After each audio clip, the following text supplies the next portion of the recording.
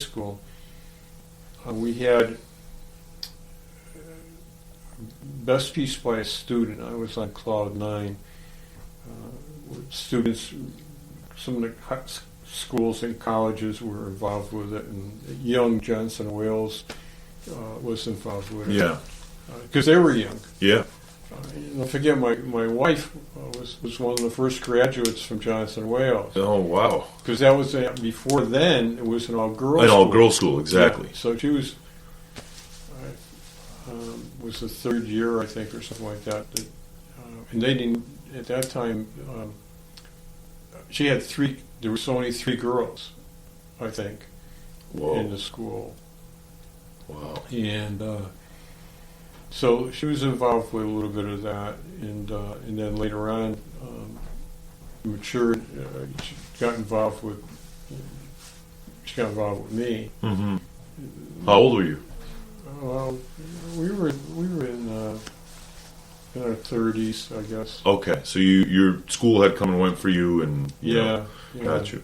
But competing was all the way from 1967 through early, to 1992. Oh, wow. Yeah, wow. I finished competing. Then I just directed myself to students competitions. How in these competitions, how many chefs are on your team? The individual competition. Individual. Yeah. Okay. Unless I was competing with a full table. Uh-huh. And we had to go against hotels. So if I was in a club,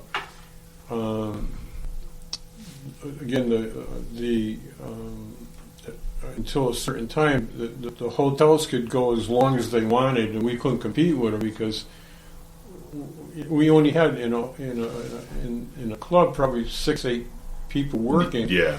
Kitchen, you'd have 25, 30 people, and everyone else washing your pots and pans. We had to do all the above, and the cost. Yeah. And the cost. I entered 4 culinary competitions, 4 Grand Salon competitions. Uh-huh.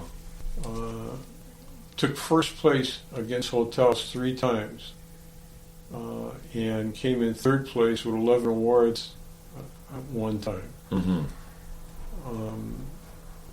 That was a magic trick because, again, these hotels. But it's the staff that you had on hand. It wasn't me. They really performed. You do the layout just like you do in your restaurant. And so you were leading them? Yes. Basically. Okay. Yeah. Got you. Do you have any, guys that kind of were your students then that are still kind of keep in touch with you and everything? I have a lot. Yeah. there's I feel very blessed. I mean, the best part I feel, besides my family, is the interaction I have with former students. Yeah. I really enjoy that. How you doing? Happy birthday. I seen this on Facebook or whatever, and that's been a great thing. Yeah. Yeah, I'm very appreciative for Facebook for that much. There's some positive things about it, and there's some negative things, but just like everything. Communication, I would never know. I mean, I've got students that one's in Turkey right now from second school I taught at. Yeah. And he's doing very well. Not every student ended up in culinary. Yeah. You get them really early in high school. And it's a tough decision. Yeah, it really is. I was going to be a carpenter. Yeah. Right, or a musician. Yeah. So I understand I've always understood those factors. I've always wanted students to do the very best that they possibly could and be respectful. That's even if you weren't going into if you weren't going into it. I see some terrific posts of different students who are in medical trades or medical situations that I'm very proud of. I'm proud of anything that you feel successful at, Yeah. and it makes you successful. Mm-hmm. That's you could do anything as long as you're happy. For sure.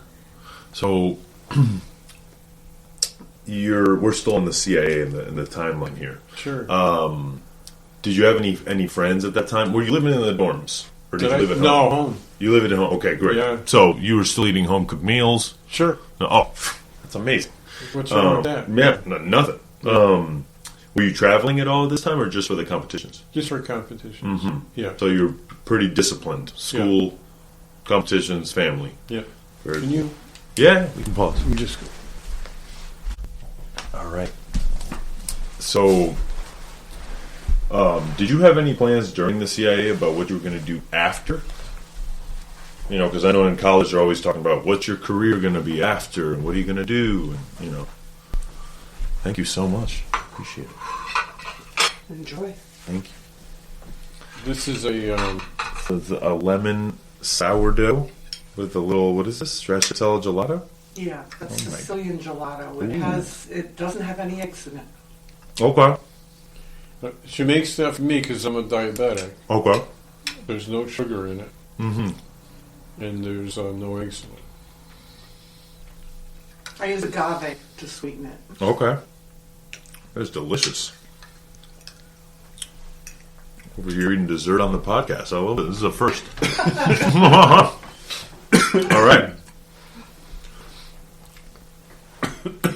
Let's see. We're in the CIA, thinking about what you're going to do after, I guess. Then you said you weren't really thinking that. You were just like, I'm doing school, I'm doing my family. Well, at that time, I went to work at a country club. I'm a country club guy, Mm-hmm. and was Wampanoag Country Club in West Harvard, and I was ended up being a sous chef there, and I stayed there for a year. I guess it was a year. And from that point on, I ended up get offered a job as sous chef at Wethersfield Country Club. Okay. And I went there with, there was a manager at that time. One of the things, I get along with everybody. Mm-hmm. I do. Mm-hmm. And they're saying to me, Dan, you don't want to go there. So and so is he's tough. He'll eat you right up. And I said, no, I'm gonna give it a shot. Mm-hmm. We got to be the best friends because number one, he was a former chef, Mm-hmm. and he went into being a manager of the club. And when he got excited, he sang opera. When he sang opera, there was something wrong. Something was bugged. That's it. We became him and his family. I was part of the family. Mm-hmm. The chef was leaving, and they were going to look for another chef.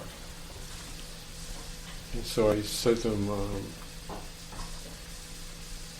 Mr. So-and-so, I said, I'd like to have a shot at being a chef. I was 21 years old. Now, you have to understand that Wethersfield Country Club was a home of the GHO at that time. Mm-hmm. So every year they would have the Greater Hartford Open. So you'd be in charge of not only the entire property. I've only been in charge of something for a short period of time. Mm-hmm. One at being at Wampanoag Country Club, and the other one being a sous chef there for a year. And I says, "Can you give me a chance? I know I can do it. I trust me," and they did. And I was there for 2 years as executive chef. And you do, 20,000 people was a blur. Yeah. But we handled it. We was a learning experience because I believed in myself that I could. Used to tell myself I could do anything. Yeah. But not doing a PGA and then doing a PGA with maybe 16 booths out in the field. Your kitchen that you're running, that you have clotheslines going across the kitchen with the dupes hanging. Oh. Running breakfast, lunch, and dinner. Running, at that time was Lee Trevino and Chichi Rodriguez and all them. Keeping them happy. Yeah. Keeping all their sponsors happy. It was a great experience. And he trusted me.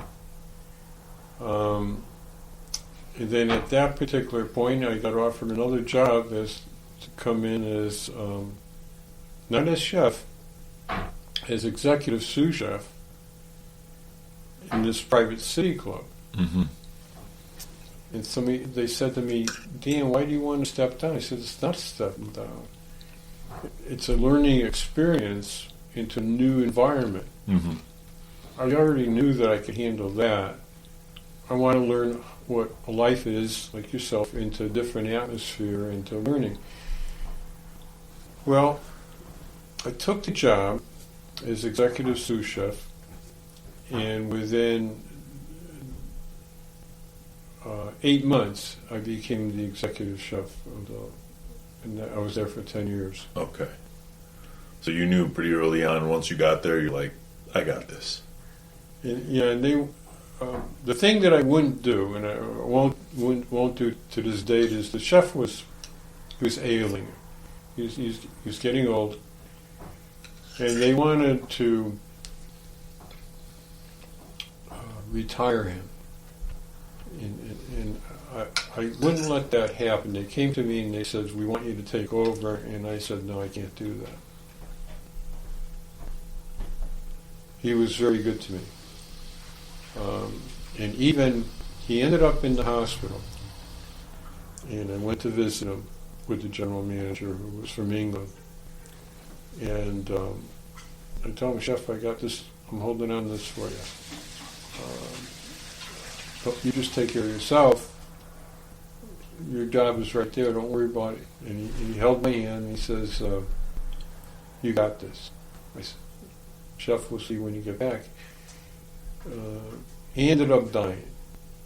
But his job was safe as long as I was there. I wouldn't let that happen. Yeah. Yeah.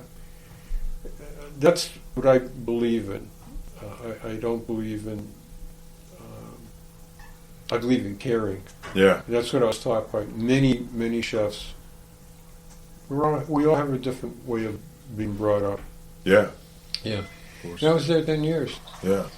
It was a great job. What were the menus like? The menus were seasonal. There was four season menus. Mm-hmm. So they were, and then you would have, they were printed menus, and then you would have daily chef suggestions. Okay. That type of thing. Gotcha. But we did tremendous. I had 5 dining rooms in the cafeteria. The cafeteria had waiters in the cafeteria, black tie waiters. All right. In the city club. So the guest would go with the waiter, and you would go to the stations, and they would make a la minute your item in the cafeteria. And you would sit down, the waiter would take it to you. And then I had 5 dining rooms on 2 different levels. Yeah. That we would feed. How many sous chefs did you have? 3. 3 sous chefs. Yeah, AM, PM, PPM. Gotcha. And now, as we come up in kitchens, as I came up, it was very important that we passed on what we knew to young cooks. Was that sort of the dynamic there? Yeah. Just building them up. Yeah. Here, one of the neat things that I started, and it caught on in different. This is Hartford. Mm-hmm. One of my dear friends, He was at the Hartford Club, which I loved him to death. German. His name was Hans Frandorf. He was the executive chef over there, and I was at